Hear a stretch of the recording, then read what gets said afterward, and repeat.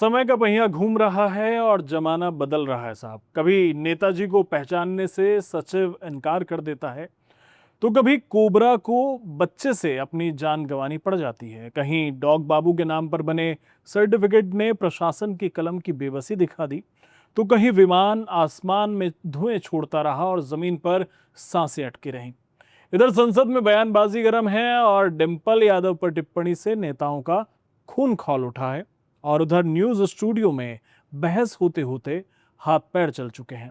नोएडा से लेकर झांसी तक कभी थप्पड़ से मौलाना का सफर तय होता है, तो कभी महिला को लोन की किस्त के लिए करीब 5 घंटे बैंक वालों की बंधक बनना पड़ता है। संतों के विवादित बोल और भगदड़ जैसे हालात ने ऐसा माहौल बना दिया है कि किसी को कुछ समझ नहीं आ रहा, कौन सही कौन गलत। और हाँ, ज्ञान की धरती पर बुद्ध के अवशेष 127 साल बाद फिर से वापस आ गए हैं। तो जिन खबरों पर हंसी आए या दिमाग भन्ना जाए, उन सब की हम पर्दे खोलेंगे, बहस करेंगे, कुछ तीखे सवाल उठाएंगे। और इन सब के लिए मेरे साथ मौजूद हैं उत्तराखंड की शांतवादियों से प्रशांत और आजमगढ़िया अवनीश। तो शुरुआत करते हैं संतों के बयानों से। विवादित बोल कुछ लोग कह रहे हैं, लेकिन मैं तो नहीं कहूँगा कि विवादित बोल हैं, क्योंकि शायद उन्हें विवादित बना दिया गया है। जो अनिरुद्ध आचार्य ने कहा, फिर उसके बाद कुछ उसी तरह से प्रेमानंद जी महाराज ने कहा, आज साध्वी ऋतंभरा ने भी कुछ वैसा सा ही कहा है। शब्दों का चयन अलग अलग हो सकता है, पर मुझे लगता है कि मैसेज तो वो सही कन्वे कर रहे हैं। नहीं, मेरी व्यक्तिगत राय मानोगे तो कह सकते हैं कि बेडरूम टॉक्स अब बाहर आ गए, क्योंकि ये आमतौर पर एक परिवार में इस तरह की चर्चा होती है। बेडरूम टॉक्स और बेडरूम हरकतें दोनों। सोशल मीडिया का ज़माना है, जल्दी वायरल होता है कंटेंट वीडियो, और वो अपने प्रवचन के दौरान ही ये सब कह रहे होंगे, और तो उसका एक छोटा सा अंश काट के वायरल कर दिया गया। बात सही भी है और गलत भी है, क्योंकि आज हम जब महिला अधिकारों की बात करते हैं तो उसमें कुछ गलत भी नहीं है। मतलब अगर महिला स्वतंत्र है, कुछ भी अपने अधिकार के लिए, अगर उसे लगता है कि वो एक से प्रेम करे या 10 से प्रेम करे, उसका अधिकार है, पर अधिकार उसका निर्णय है। मैं इसमें थोड़ी सी असहमति जताऊंगा कि हर प्रशांत जी से बात से असहमत हूँ। मैं भी मैं ये कहना चाहता हूँ, महिला अधिकार का ढोल इतना भी न पीटा जाए कि सच्चाई कहीं दब जाए। देखिए, संतों की वाणी अपनी जगह है, विवादित बोल हैं, संतों को इससे बचना चाहिए कि वो विवादित चीजें न बोलें, एक तो अपनी जगह। लेकिन चरित्र निर्माण, व्यक्ति निर्माण, समाज निर्माण, इसका जो उत्तरदायित्व है परिवार के ऊपर, समाज के ऊपर, हमारे अग्रजों के ऊपर, संतों महापुरुषों के ऊपर। पूरा बयान अगर जिस तरह से आप देखेंगे, उसमें कहीं भी ऐसा नहीं कहा गया कि एक महिला वर्ग को ही टारगेट किया। उन्होंने पुरुषों के लिए भी कहा है। और हाँ, तो कहीं ना कहीं इसमें आप ध्यान दीजिए कि जो चीज़ें समाज में इस समय चल रही हैं, आपने कहा कि सोशल मीडिया का जमाना है, ये है वो है, आधुनिकता इतनी भी समय से पहले ना आ जाए कि वो समाज को बुरी नहीं, लगे। वो तो आ चुकी है। हम वेस्टर्न कल्चर को इतना फॉलो करते करते हमारे भी हो चुका है शुरू कि जो तलाक के रेट बढ़ रहे हैं, और वो तलाक के रेट ऐसा नहीं कि लव मैरिजेस में ही बढ़ रहे हैं, वो आपकी अरेंज मैरिजेस में भी बढ़ रहे हैं। और उसमें ये कहा गया कि परिवार को कैसे चलाएगी अगर वो 4 जगह उसके संबंध हैं, महिला के या पुरुष के। लेकिन मैं कह रहा हूँ कि इस बात की भी क्या गारंटी है कि अगर कोई बहुत यूनाइटेड फैमिली में रह रहा है और उस लड़की की अरेंज मैरिज हुई है, तो वो लड़की अब उस परिवार, दूसरे परिवार में शादी करके निभा लेगी। तब हम कहते हैं, संस्कारों पे दोष डाल देते हैं कि उस परिवार ने अमुक संस्कार नहीं दिए। मुझे उसमें थोड़ा सा, मतलब मेरा तर्क उसमें ये है कि जैसे आपने कहा, अगर हम अपने से पहली वाली पीढ़ी में चले जाएं, अपने माँ बाप के दौर में चले जाएं, तो आपको हर तरह के मामले कम मिलेंगे, चाहे वो तलाक के हों, चाहे उस तरह के हों, आज की तुलना में। मतलब शादी आप कर रहे हैं तो एक शादी, मतलब मैं ऐसा मानता हूँ कि वो एक तरह का कॉम्प्रोमाइज़ भी है कि आपको कुछ अपनी बुरी आदतें छोड़नी पड़ेंगी, कुछ दूसरों की बुरी आदतों को इग्नोर करना पड़ेगा। पहले जो शादियां हैं कि हो सकता है कि बात ना हुई हो कई कई महीने, लेकिन तलाक जैसी चीज़ बहुत नहीं थी, क्योंकि नहीं ऐसा भी था ना कि आप अरेंज मैरिज कर रहे हैं तो उसमें ये होता था कि एक महिला को या एक पुरुष को उन्हें समझने में ही 5-6 साल निकल जाते थे कि अब उनकी आदतों को। अब लव अफेयर में क्या है, आप 2-3 दिन की बातचीत या हफ्ते भर की बातचीत में आप सब कुछ जान चुके होते हो उस लड़के के बारे में या लड़की के बारे में। तो आप उसको, आप जजमेंटल पॉइंट ऑफ व्यू से कह लें या कुछ कह लें कि वो आप उसको जज कर सकते हो, उसकी हरकतों पे आप दबाव बनाते हैं। जैसे अभी कल ही मैं एक रील भी देख रहा था कि लड़का लड़की को पीट रहा है। अब बात क्या थी कुछ नहीं, वो इतनी सी क्लिपिंग वायरल है कि भाई, तो ऊपर वही कमेंट है कि लड़के को किसने हक दिया है लड़की पे हाथ उठाने का। और और ये सब चीजें चल उसमें रही है उन्होंने समाज। दोनों को कहा कि वो अच्छा पति भी नहीं हो सकता, हाँ, जो ऑलरेडी 3-4 तो रिलेशनशिप मैंने में कहा ना रह कि के बात शादी कर रहा है। अग्री भी की जा सकती है और डिसअग्री भी की जा सकती है, क्योंकि अगर लड़का में वो आदत है तो वो आदत शादी के बाद ही बनी रह सकती है। इस बात की भी, क्योंकि हाँ, ऐसा हाँ, नहीं कि वो बिल्कुल सुधर जाएगा बिल्कुल कि बिल्कुल। वो अब उसकी शादी हो गई, उसको बंधन में बांध दिया, शादी हो गया था कि बंधन है। तो कुल मिला के यहाँ एक चीज और समझनी चाहिए, है मामला पूरा नैरेटिव का। नैरेटिव है, इसके क्लिप। पीछे हाँ, हाँ। कोई कर कि पुरानी क्लिप को खोज के हाँ। आज इस समय वायरल करना, प्रेमानंद जी महाराज की पुरानी क्लिप को है आज वायरल करना, उसमें से भी उतना ही हिस्सा उतना वायरल ही करना हिस्सा। जो महिलाओं को सीधे टारगेट टारगेट कर रहा है, पुरुषों के और हिस्से को और बताना ही इंटेंशनली लोग कर रहे हैं। मतलब ऐसा नहीं है कि कहीं किसी ने, मैंने देखो, ऐसे मैंने बहुत बड़े बड़े क्रिएटर देखे हैं, फॉलोवर देखे हैं, जो जानबूझ के स्पेसिफिक कर रहे हैं। और दिखाएंगे। मीडिया भी वही है। मीडिया में भी अगर आप देखोगे तो जो ये मीडिया के, मैं कई चैनल और अखबारों के ऐसे आर्टिकल दिखा सकता हूं जिनकी हेडलाइन, पंचलाइन, थंबनेल ये है कि प्रेमानंद ने लड़कियों के बारे में ऐसा बोला।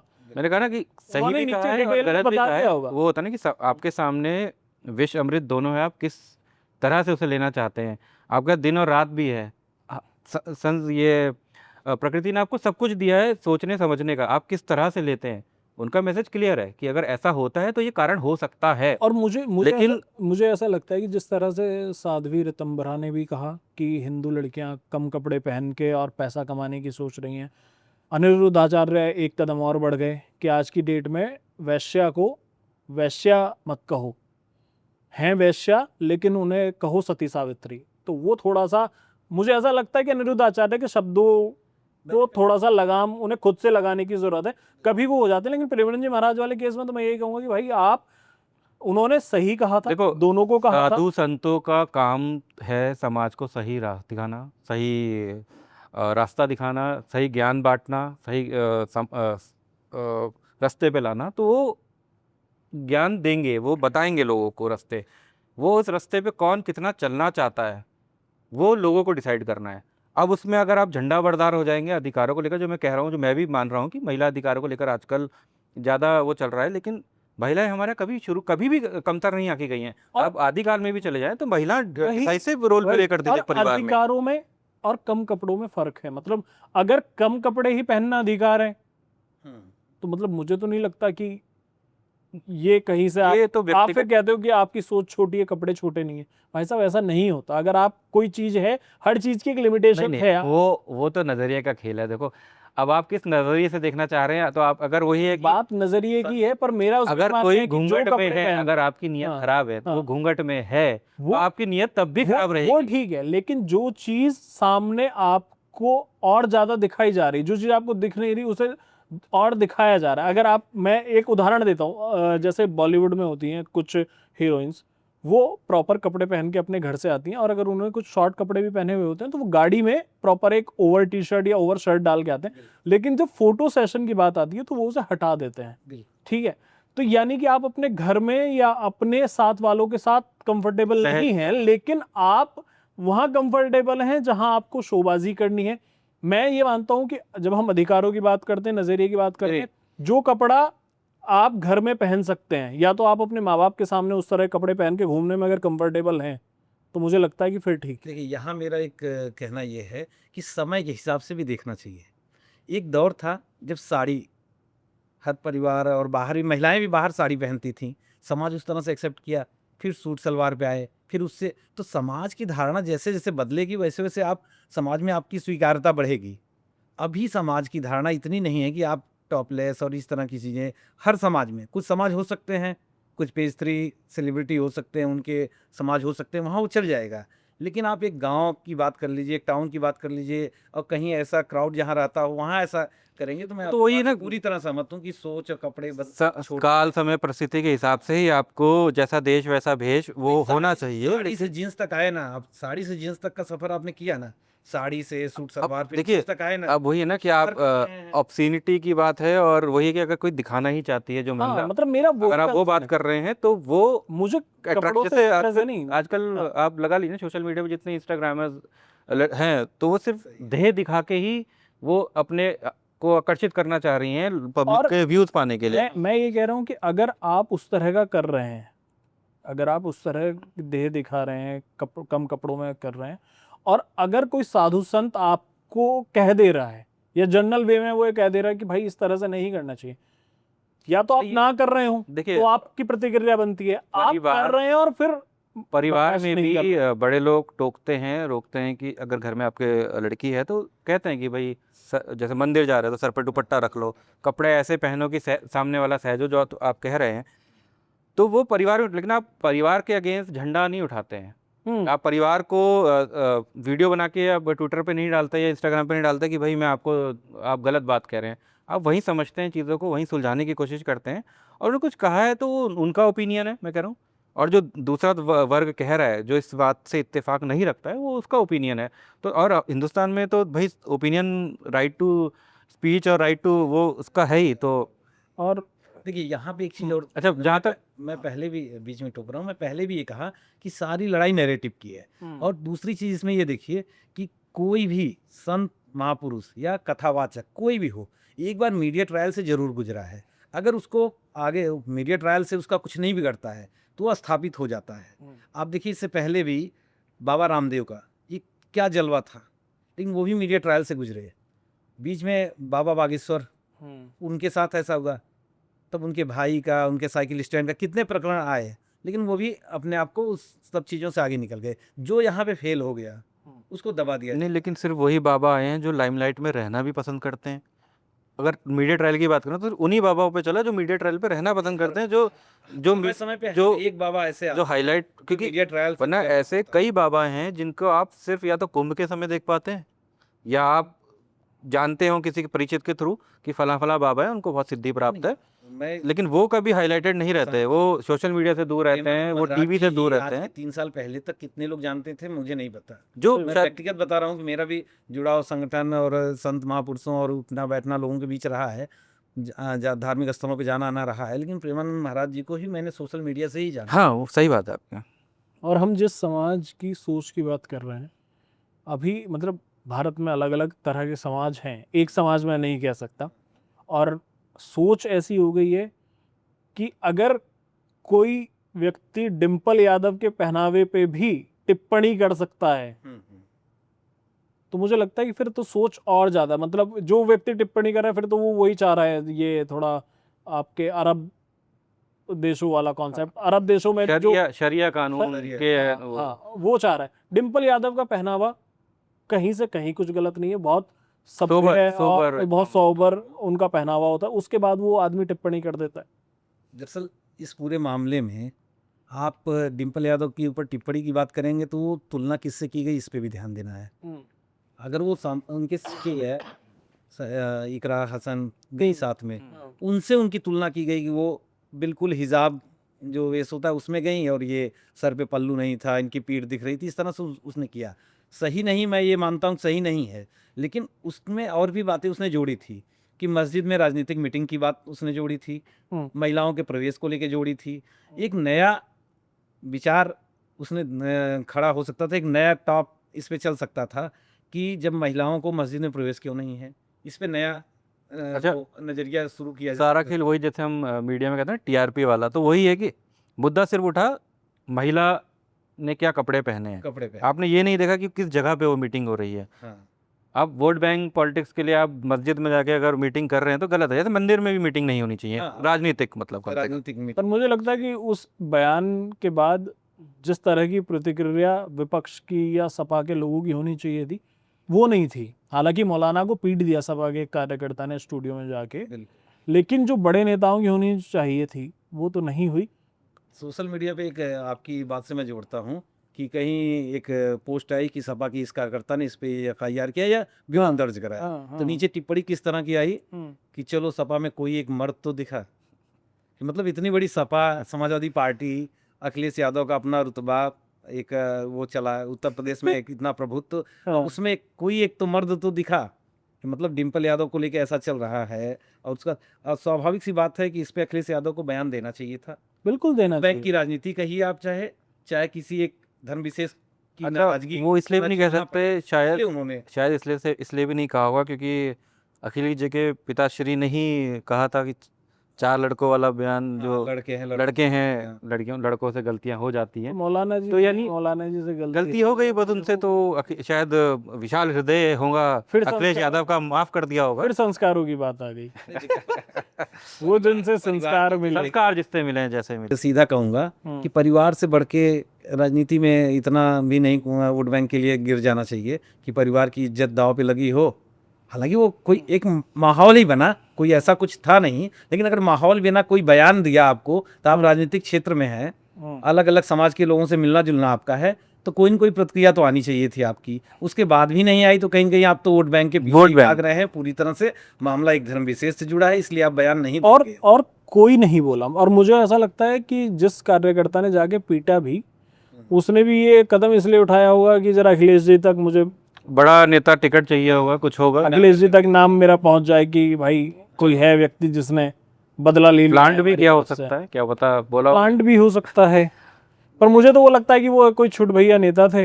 हाँ, वो बस आज आप नंबर बढ़ाने वाला खेल है। नंबर बढ़ाने वाला खेल है अपनी जगह, लेकिन अखिलेश यादव की राजनीति यहाँ प्रश्न चिन्ह लगता है कि जब एक ऐसे ही कांड हुआ था, आपको याद होगा, कथावाचक को लेके, एक जाति विशेष के कथावाचक किसी ब्राह्मण उसमें जाते हैं कथा करने, वहाँ पे कुछ उनके साथ घटनाएं होती हैं, फिर अखिलेश यादव क्या करते हैं कि उनको मंच पे सम्मानित करते हैं।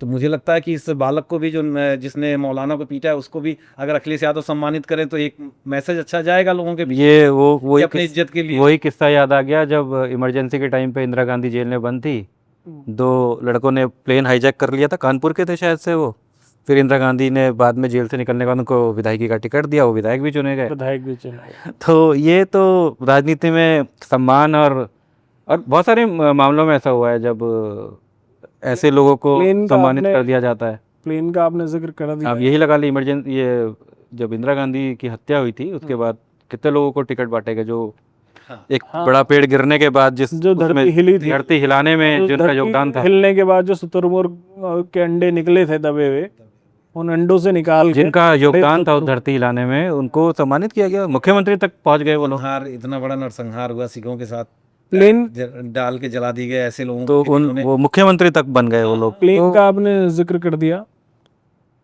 जो ये हादसा हुआ गुजरात वाला, उसके बाद से लेकर आज तक, मतलब ये हादसे कम नहीं हो रहे हैं, चाहे किसी भी देश की बात हो, सिर्फ इंडिया की नहीं, इंडिया में तो रोज कुछ ना कुछ हो ही रहा था कि ये यहाँ प्लेन खराब हो गया है, वहाँ प्लेन खराब हो गया। अभी यूएस में किसी उसके इंजन में शायद आग लगी थी, अब भाई वो भी बोइंग था।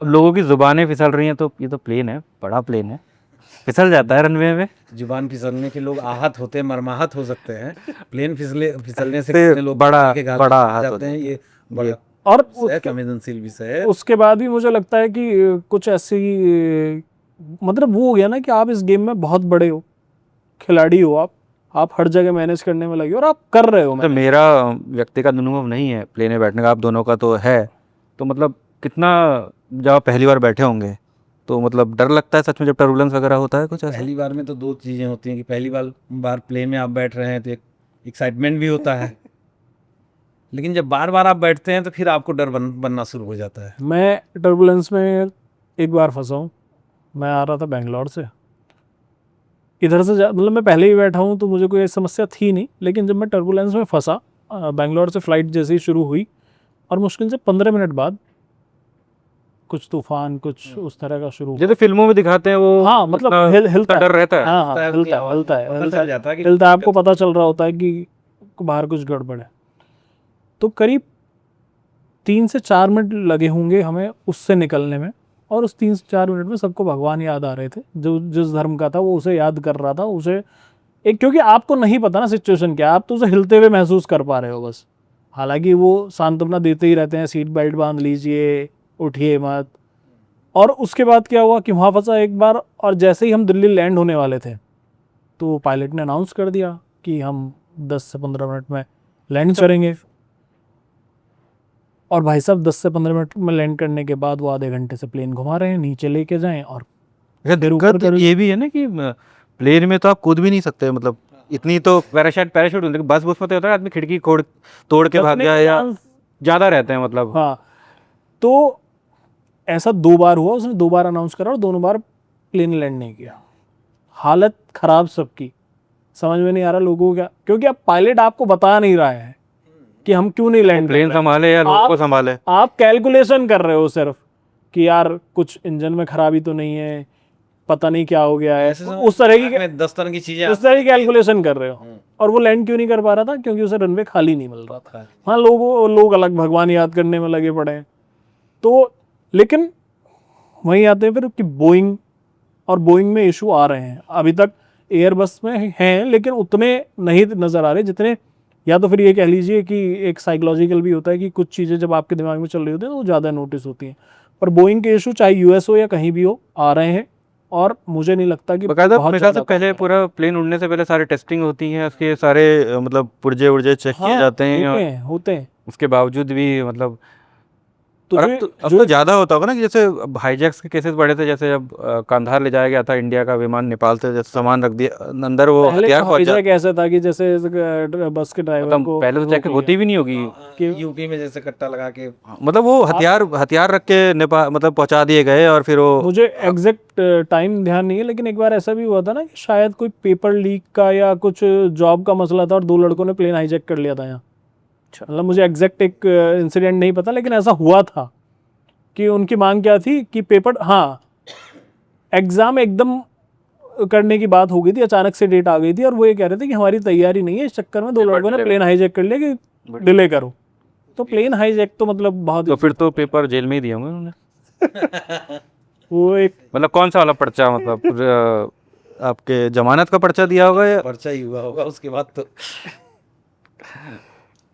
उसके बाद अगर हम देखें, बिहार में चुनाव भी है, बिहार में बाहर भी है, बिहार ही बिहार है। नीतीश कुमार भी है, तेजस्वी यादव भी है, नीतीश जी का, तो भी है, और चिराग पासवान के बोल रहे इन हो, सबके बीच में रवीश कुमार भी है। और फिर बिहार में पंचायत सीरीज के सचिव जी और विधायक जी वहाँ सीरीज में आमने सामने थे। यहाँ वहाँ तो कूटा दिए गए थे ना, यहाँ तो अभी मामला आगे बढ़ नहीं पाया।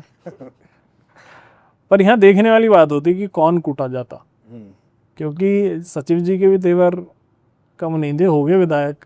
नहीं, पर मुझे लगता है कि मैंने भी जब क्लिप देखी तो मुझे लगता है कि आम बात है, आप मुझे भी अगर मेरे विधायक का फ़ोन आ जाएगा तो शायद मैं नहीं पहचान पाऊंगा कौन बोल रहा है, क्योंकि एक बार आप भाई, और वो तो नाम, बात लोकप्रियता की होती है कि वो विधायक कितने लोकप्रिय हैं जनता के बीच में। अगर वो लोकप्रिय विधायक होते तो इस तरह से नहीं, कुछ लोग ये भी कह रहे हैं कि वो पंचायत सचिव जो हैं वो अभी नए नए आए थे वहाँ पे, और जितनी बार विधायक बोल रहा है भाई वीरेंद्र बोल रहा हूँ मैं, भाई वीरेंद्र बोल रहा हूँ, अरे होगा किसी का भाई, अब वो सोच रहा होगा ना कि भाई वीरेंद्र बोल रहा हूँ मैं, वीरेंद्र, हाँ।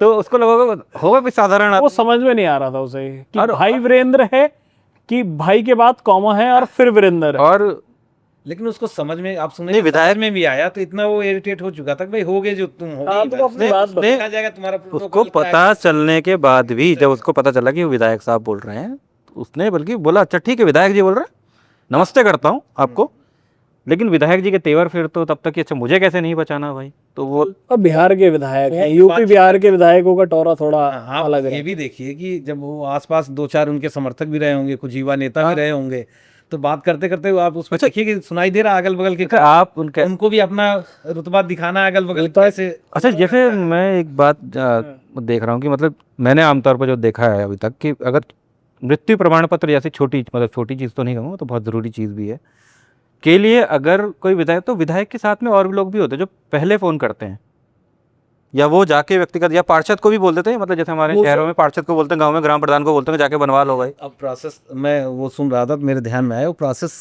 सच में इतना लिंदी हो चुका है कि उसके लिए फोन आप करवा रहा था जो वो सच में पर मुझे क्या है कि कई चीजें, लेकिन मतलब बैंक अकाउंट से लेके कई चीजें होती हैं जो 30 दिन के अंदर करानी होती है, ये भी अगर आप 30 दिन के अंदर करा ली सी तो ठीक है, नहीं तो फिर लेकिन इतनी सी चीज़ के लिए मुझे नहीं लगता कि विधायक को डायरेक्ट कॉल करनी चाहिए थी एक पंचायत। ये होता है ना, जैसे जो लगता है मान लीजिए आप विधायक हैं, जी, अब वो प्रोसेस नहीं है कि ग्राम नहीं वो प्रधान अपने लेटर हेड पे लिख, नहीं वो ठीक है, वो ठीक है, मैं कह रहा हूँ आप विधायक हैं और आपको कोई छोटा एडमिशन कराना है किसी बच्चे का स्कूल में, मतलब प्राइमरी स्कूल में मान लीजिए, तो आप पहले मैं आपका सहायक हूँ या कुछ हूँ, तो आप मुझे बोलेंगे ना भाई फलां फलां फ़ोन कर देना। अगर वो तब भी नहीं मान रहा तो मैं कहूँगा जी साहब बात करेंगे, मैं आपको फ़ोन पकड़ाऊंगा। अब आप कह रहे हैं ना टोरा। मैं बताता हूँ उसमें हुआ क्या है। मुझे ऐसा लगता है कि जो फरियादी था या थी वो विधायक जी के पास गई, विधायक जी ने अपना रोला और टोरा जमाने के लिए फ़ोन करा। फ़ोन हैंड फ्री होगा, 100% बता रहा हूँ जो मुझे लगता है, जो मैं आज तक देखता आया हूँ, फ़ोन हैंड फ्री होगा। विधायक जी उम्मीद कर रहे होंगे कि उधर से जी भाई साहब कमर झुक गई होगी, वो वहीं लेट गया होगा फ़ोन आगे रख के, तो विधायक जी ऐसा पूरी कॉल में फाइल खोल के साइन भी मार दे, पका जाए। हाँ का फोन आ रहा है, विधायक का। हाँ, और विधायक जी उम्मीद कर रहे होंगे कि वो उधर से कहे कि भाई साहब साइन कर दिया है, आप भेज दो, ले जाएंगे। उसका उल्टा हुआ। तो विधायक जी अगर बिना हैंड फ्री किए हुए होते तो शायद विधायक जी इतना वो ना करते। अब विधायक जी को लगा कि तो वो वैसे भी आरजेडी के विधायक है, तो वो 90 का दौर सोच रहे होंगे कि आगे भाई है। भाई एक चीज तो है कि इस प्रकरण से चाहे जो भी हो आगे बिहार की राजनीति में कुछ हो या ना हो, लेकिन पंचायत सीजन 4 के लिए पृष्ठभूमि तैयार हो गई ये है। मसाला तो मिल ही गया कि उसको डाल लेंगे तो और भी अच्छा तो पर पंचायत में तो प्रहलाद चा विधायक बनेंगे, तो क्या सचिव जी उनके अगेंस्ट जाएंगे? हाँ ये भी सही है कि सचिव जी, क्या पता सचिव जी दूसरे आ जाए इनकी तरह।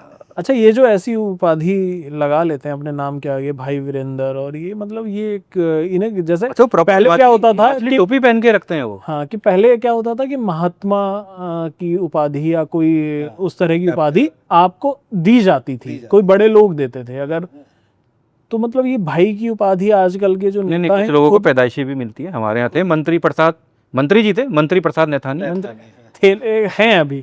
हाँ मतलब है, मतलब मंत्री नहीं रहे ना। अच्छा, मंत्री का नाम अगर तो वो श्रीनिवास है तो उसके आगे श्री लग गया, श्रीनिवास। अच्छा, तो वो उनका नाम कैसे लिखा जाता होगा? मंत्री प्रसाद नैथानी। हाँ, अब श्रीनिवास अगर नाम आपका है तो आप डॉक्यूमेंट में श्रीनिवास ही लिखेंगे ना। तो मैं वही पूछ रहा था कि जैसे भाई की उपाधि हो गई, भैया, कहीं भाई होता है, हाँ, भैया जैसे नाम के बाद में आए तो समझ में आता है, जैसे राजा भैया, हाँ, उपनाम में राजा भैया भैया चल जाएगा। वो प्यार में लोग बुलाना शुरू करते हैं जो होता है। अब भैया राजा तो नहीं चलेगा, भैया राजा वो तो बच्चा है या अपना रुतबा तो दिखाने ये उपाधि मतलब खुद से ही दे लेते हैं कि आज से स्वयंभू होंगे, स्वयंभू भाई होंगे सबके। मतलब नए नए नेता निकले दो चार से अपना 2-4 लोगों को कह के रखते होंगे कि आप भाई वीरेंद्र कहना, तो थोड़ा अलग भी लगता है, थोड़ा अलग सा दिखता है। आप तो शासन चुनाव लड़े भी तो हैं, इसीलिए शायद विधायक जी नाराज होंगे कि भाई नाम रखने का एक बीच में ऐसा दौर चला कि भाई राजनीति की प्राइमरी पाठशाला छात्र होती थी, विश्वविद्यालय महाविद्यालय होते थे, वहां जब नाम अपना पोस्टर छपता था, बैनर लगते थे, तो आपका नाम जो है उसके साथ एक उपनाम होता, मंटू भैया, सोनू भैया। अरे यहाँ तो ठीक है, हमारे यहाँ का नाम सुनेंगे बनारस में पप्पू कट्टा, कोई पेजर, कुछ ऐसे मतलब अजीब सा नाम ऐसे पकड़ में आता है ना, क्लिक, जैसे हम आज के जमाने में क्लिक बेट बोलते हैं, तो वो अलग से उनका नाम मेमोराइज हो जाता है आपको। हाँ, कि वो याद रहता है कि जब जाएं तो याद रहेगा। अच्छा, पूरा नाम नहीं भी याद रहा तो पेजर तो याद रहेगा। सर्टिफिकेट की बात हो रही है, बिहार के पटना में एक और मामला है कि एक कुत्ते के नाम का सर्टिफिकेट बना दिया और उसका नाम रखा है, नाम जो सर्टिफिकेट में है तो नाम में लिखा है डॉग बाबू, पिताजी का नाम है कुत्ता बाबू और माताजी का नाम है कुतिया देवी। नहीं, ये तो अब मुझे लगता है कि जो एमपी की टैगलाइन है ना, एमपी गजब है, वो बिहार को दे देनी चाहिए, क्योंकि जो आजकल आ रही है, आप तो एमपी में सनी लियोनी का बना था ना शायद। हाँ, नहीं तो पहले आया था सनी लियोनी नहीं तो प्रमाण पत्र में नीतीश कुमार की फोटो लग जाती है, वो आधार कार्ड में नीतीश कुमार की फोटो लग जाती है। ब्लूटूथ का मैंने देखा था अभी, ब्लूटूथ का भी निवास प्रमाण पत्र बनाया शायद से। बिल्कुल। और ये प्रशासनिक क्षमता भी कर सकते हैं, और ऑनलाइन चीजें होने से भी थोड़ा ये है कि नहीं, मुझे लगता है कुछ कैसे शरारती तत्व भी तो हो सकते हैं जो वायरल होने के भी तो मैं ये कह रहा हूँ, उस सीट पे जो बैठा है, चाहे वो डेटा ऑपरेटर हो, चाहे लास्ट साइन करने वाला आदमी हो, वो आंखों से अंधा है, वो अपलोड उसे दिखाई नहीं देता। मतलब क्या है जो अपलोड, जो टाइप कर रहा है, वो सपोज करो हमने एक एप्लीकेशन दी और वो टाइप कर रहा है, या चलो ऑनलाइन सिस्टम है, किसी ने टाइप कर भेज दिया, रिव्यू तो करूंगा ना मैं। नहीं मतलब मैं कह रहा था कि ये भी हो सकता है कि कोई शरारत कर रहा हो, कि जैसे एसआईआर चल रहा है, उसको करने के लिए कि भाई ऐसा तो हमारे पहले से इतना खेला हो रहा है, वो भी हो सकता है। दूसरा ये भी हो सकता है कि आजकल एआई टूल्स वगैरह आ गए हैं, तो डोगेस वगैरह टाइप के इतने आ रहे हैं, क्या पता उसके रजिस्ट्रेशन के लिए आधार वगैरह उसने बनवा रखा होगी, मतलब खुद की कंपनी उसकी खोलनी हो तो ऐसा ध्यान होगा आपको, लगभग एक वीडियो अभी कुछ दिन पहले वायरल हुई थी, जो कि लगभग साल 1.5 साल पहली वीडियो है। उसमें अधिकारी ने दत्ता की जगह कुत्ता लिख दिया था, और उस बंदे ने अधिकारी की गाड़ी के आगे भौंकना शुरू कर दिया था कुत्ते की आवाज में, और वो दिखा रहा था। तो मतलब कुछ भी कर दे रहे हैं ये तो लोग। वो तो चलो गलती में लिख दिया होगा या मिस प्रिंट होगा या मैं, लेकिन उस आदमी को ये असली होता है बनने की क्या जरूरत एक पड़ी? होता है वो सब तकनीकी- वो उसके विरोध का तरीका। वो उसके विरोध का तरीका था कि वो उसकी गाड़ी के आगे उसने ऐसे हाथ कर लिया और कुत्ते की आवाज निकालना शुरू करा, और वो दिखाया। उसने पूछा क्या हुआ, उसने दिखाया दत्ता को दत्ता हूँ कुत्ता नहीं। दो चीजें हो सकती है, एक तकनीकी गलती हो सकती है, मानवीय भूल हो सकती है। दूसरा आपने कहा जैसे कि शरारती, अभी एक मामला मैं कल परसों कहीं देख रहा था, शरारती मतलब कि कबूतर कुछ एक दो ऐसे हैं लोग धर्म विशेष के, ऐसे थे, बाद में पकड़ में भी आ गए। आप लोगों ने भी न्यूज पढ़ी होगी। शाम के अंधेरा जब हो रहा था तो कबूतर के पैर में कुछ लाइट सा ऐसा लगा के उसको उड़ा रहे थे, और दहशत में वो क्षेत्र पूरा दहशत में आ गया था। वो तो उस क्षेत्र का मैं भी हिस्सा हूँ। उस वो एक्सपेरिमेंट मेरे क्षेत्र में भी किया जा रहा है। तो शरारती तत्व ऐसे भी होते हैं कि ड्रोन के चक्कर में कबूतर उड़ा रहे हैं, उसमें पूरी- लाइट लगा दिए और फिर पकड़े गए। बात मेरे गांव में पूरी रात लोग जाग रहे हैं, आस पड़ोस के एरिया में ये है। हालांकि उसमें कुछ केसेस हैं जिनमें ड्रोन से रेकी कर रहे हैं, मतलब टेक्निकली डिजिटल भारत बढ़ रहा है, तो ड्रोन का यूज हो रहा है। ड्रोन से रेकी करते हैं कि घर में कौन है, कितने लोग हैं, कहाँ सो रहे हैं, और फिर वो प्लान करते हैं। वो उड़ी मूवी देखी होगी कि वो गरुड़ जाता है, देखता है कितने लोग हैं अंदर, कितने आतंकी बैठे हैं, तो वही इसमें तो अच्छा फिल्मों से सीख रहे हैं लोग इस सही में। सप्ताह का मामला बता रहे हैं, कुछ लोग दहशत पैदा करने के लिए भी ऐसा कर हाँ। तो अभी यूपी का ही मामला शायद है या कहाँ का, उसमें कबूतर मुजफ्फरनगर का मामला है। हरी लाइट और लाल लाइट कबूतरों के पैर में रात में बांधते थे और उड़ा देते थे। उड़ा मतलब ड्रोन से रेकी करना, ड्रोन से चोरी करने के जो आप मामले बोल रहे हैं, मतलब मदद से ड्रोन है तो खतरनाक वैसे, मतलब बहुत खतरनाक है। लेकिन क्या स्टार्टअप होगा उन लड़कों का जो ड्रोन रखे हैं, मतलब ड्रोन उड़ाने पाँच- के लिए पाँच छह लोग क्या आप ड्रोन उड़ा नहीं नहीं सकते सकते हैं, मतलब कंप्लेंट परमिशन चाहिए करने आप। पे आपके ऊपर टेक्निकल चोर है तो ना। होंगे ना, जब चला रहे हैं। ऐसा तो नहीं कि शादियों का सीजन नहीं है वहां से मुझे पता शादी नहीं वाला। था, अभी आपसे चर्चा हो रही थी तब आपने बताया, मुझे ये मामला तब याद है कि कोविड के समय मुझे याद है कि प्रियंका गांधी के शिमला आवास के पास ड्रोन का कोई ऐसा उनके उड़ाने का कुछ आया था, तो थोड़ा चर्चा में आया था विषय, तब पता चला कि ड्रोन को लेके कई साइट्स जो हैं मतलब प्रतिबंधित क्षेत्रों में आती हैं और जिसमें आपको परमिशन लेनी ही पड़ती है। आप और शादी का तो मुझे नहीं पता कि कितना परमिशन लेते हैं नहीं लेते हैं, लेकिन एक तो क्या ये जो तो मतलब सही में दीदी योजना चल रही है उसके लिए भी तो कुछ तो होगा ही ऐसा। अब वो शायद नमो ड्रीन दो दीदी के तहत लखपति भैया बनना चाह रहे हो। पर वो नमो ड्रोन वाला तो बड़े वो होते हैं ड्रोन, उनसे तो संभव नहीं है। वो बहुत तो छोटे वाले फर्टिलाइजर डालने के लिए उसके और मदद के लिए है। बिहार की हम बात करें, बिहार से एक और अद्भुत खबर, अजब गजब खबर कि आज तक आपने सुना होगा कि सांप ने बच्चे को काट लिया, बच्चा मर गया। उल्टा हुआ है, बच्चे ने कोबरा को काट लिया और कोबरा मर गया। कोबरा या तो कोबरा से ज्यादा अब मतलब मैं इंसानों के अंदर होने लगा है। मैं पहले ऐसा सुनता था, मुझे नहीं पता कि ये साइंटिफिकली कितना सही है, कि अगर आप बच्चे को कुछ साल तक या कुछ समय तक नमक या उस तरह की चीज ना दें तो उसके, हाँ, नमक या हल्दी उस तरह का, तो उसके शरीर में एक विष बनना शुरू हो जाता है, और वो बहुत ज़्यादा घातक होता है कि अगर वो किसी तरह से कुछ आपके काट ले, मार दे, तो वो इम्पैक्ट करता है। मतलब ये कहानी मैं सुनता था, मुझे नहीं पता तो ये नागराज सही बन है, गया। लेकिन अब उस बच्चे नहीं तो वो जरूरी थोड़ा ना कि सांप जहर से मरा होगा, वो तो क्या होता कहीं गलत जगह पे तो दबा, एक 2 साल का बच्चा कितना ही काट सकता दांत से मारा हो, रीढ़ की हड्डी टूट गई होगी सांप। डायरेक्ट मैं हड्डी होती नहीं है। रोचकता बनाने के लिए भी ऐसी खबरें चल सकती हैं कि अब तक कुछ और भी रीजन हो सकता है, लेकिन ऐसा तो मुझे या तो कोई साइंटिफिक जांच हो तब ये क्लियर हो पाएगा क्या था मामला। लेकिन मुझे लगता है रोचकता के कि लिए कोबरा का पोस्टमार्टम तो नहीं हुआ है। हाँ, कोबरा का पोस्टमार्टम नहीं, कोबरा का पोस्टमार्टम तो नहीं हुआ है। मीडिया अगर कर दे तो अलग बात है। आजकल जिस तरह से मीडिया- मीडिया कर रही है ब्रो, हर चीज़ों का पोस्टमार्टम। मीडिया तो कर ही तो रही ये ना हो कि अब वो बच्चे को इतना निर्भीक कर दें कि भाई वो सांपों के साथ ही खेलना शुरू कर दे। और सांपों के साथ जो खेलते जितने हैं वो सबसे ज्यादा जाते हैं। हाँ, सर्पदंश के मामले बहुत हैं हिंदुस्तान में। बहुत हैं, कई हजार, शायद 15-20 हजार केसेस हर साल होता है। उसमें भी सर्पदंश के मामले में भी एक रिसर्च मैंने कहीं पढ़ा था जिसमें 85% केसेस जो होते हैं वो मतलब जहर से नहीं बल्कि हार्ट अटैक से ही लोग मरते हैं। जहरीले सांपों की प्रजाति तो 2 या 3 हाँ, प्रतिशत नहीं, डरने वाले तो पानी के सांप से, हाँ। पानी के सांप सबसे कम जहरीले होते हार्ट हैं। अटैक से ही ज़्यादा लोग मरे हैं।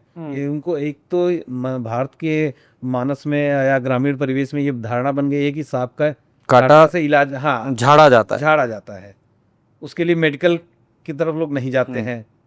तो उनके दिमाग में रहता है, झाड़ फूंक होने लगती है उतने देर में, और हार्ट अटैक के मामले जो आते हैं वो कुछ रक्तचाप होता है, ये सब इस तरह से जो भी चीज़ें होती हैं उसमें कहीं कहीं ज़्यादा आता है। तो 80% से ज़्यादा चीज़ें, ये तो जानकारी का अभाव सांपों है। के काटने से याद आया, वो भी तो किस्सा हुआ था जो बड़े यूट्यूबर या वो हैं जो सांप का जहर बेचते हैं या क्या है, इल्विस यादव। हाँ, एल्विस और उसका नशा भी करते हैं लोग, जहर का। 1-2 लोग और थे। हाँ, करते हैं, मतलब सांप का नशा होता है। दब गया। मेनका गांधी की संस्था जो है उससे उनके ऊपर नोटिस वगैरह आई थी। एक उसके पहले इनकी वीडियो शूट भी हुई थी जिसमें सांपों को लेके इन्होंने, पर लेकिन वो इतने म्यूजिक इतने वीडियो का नशे, उन्होंने कहा था।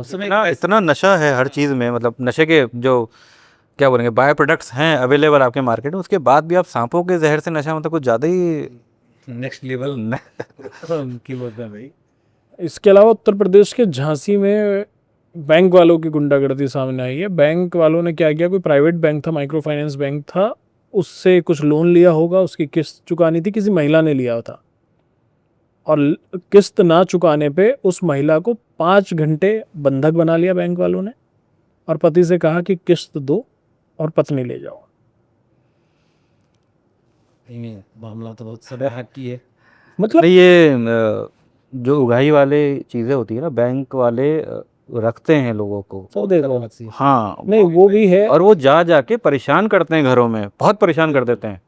मतलब मैं तो अपने एक परिचित को जानता भी हूँ कि वो इतने परेशान हो गए थे, लास्ट में उनको मामला सेटल करो, एक साथ तुम पैसा लो, तुम बार बार मत आओ भाई घर पे। देखो होता क्या है कि अब आप 50,000 लाख 2 लाख लोगे तो ऐसे ही दुखी करेंगे।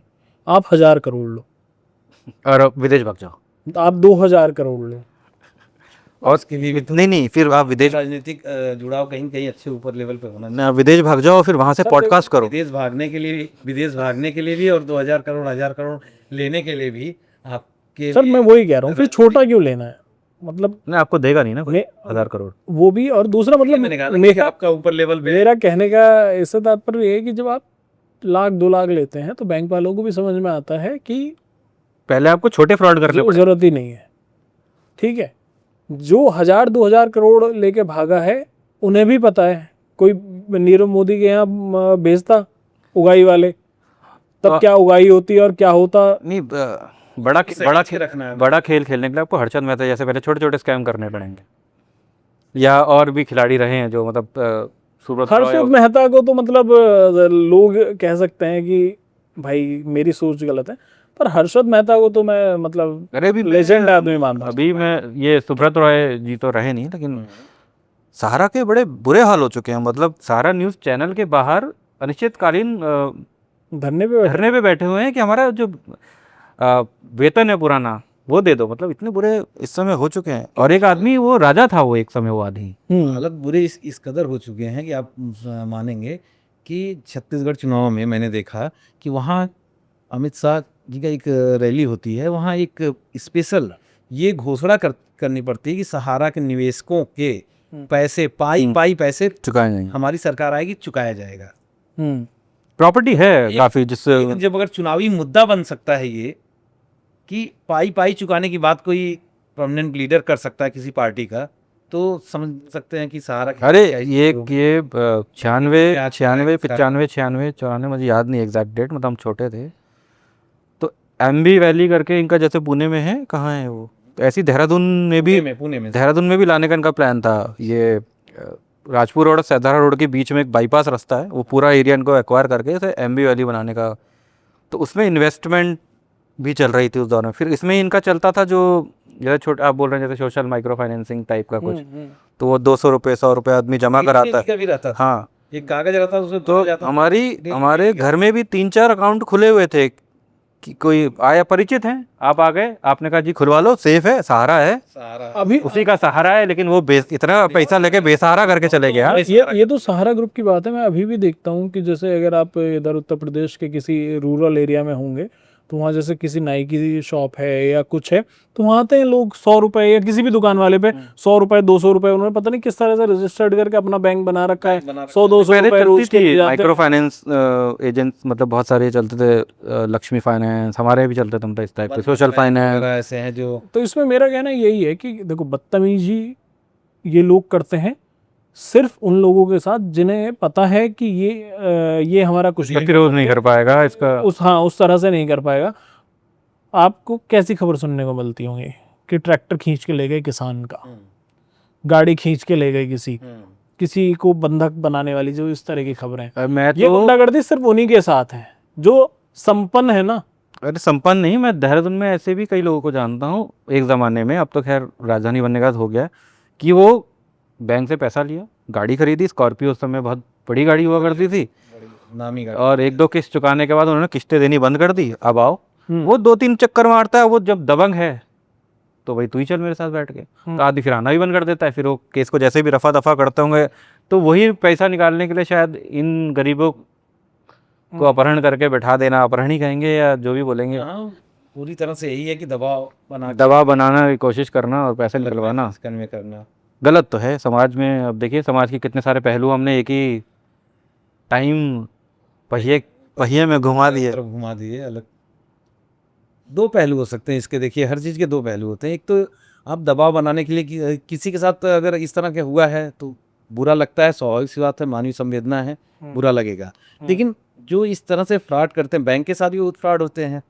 आप बड़े जो 1000-2000 करोड़ की बात मत करिए, गाँव में भी लोग योजनाओं के नाम पे, मैंने देखा है कि कोई योजना के नाम पे लोन लेते हैं।